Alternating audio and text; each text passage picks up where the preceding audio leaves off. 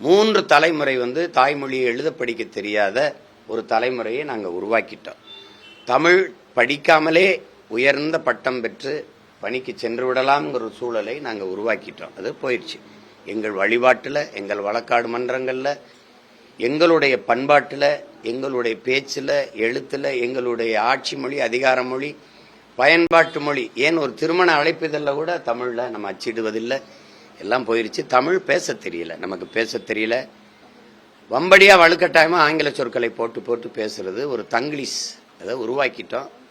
இப்போ தமிழகத்தின் தமிழ் தெருவில் தமிழ்னு பேசணும், எங்கும் தமிழ் எதிலும் தமிழ்னு இறங்கி நீங்கள் போகும்போது கடைவீதியில் நான் சொன்னதுக்காக திரும்பி 2 பக்கம் பாருங்கள், எங்கேயாவது தமிழில் இருந்தால் பாருங்கள். எழுத்து தமிழில் இருக்கும், சொன்னீங்கன்னா உச்சரிப்பு ஆங்கிலத்தில் இருக்கும்.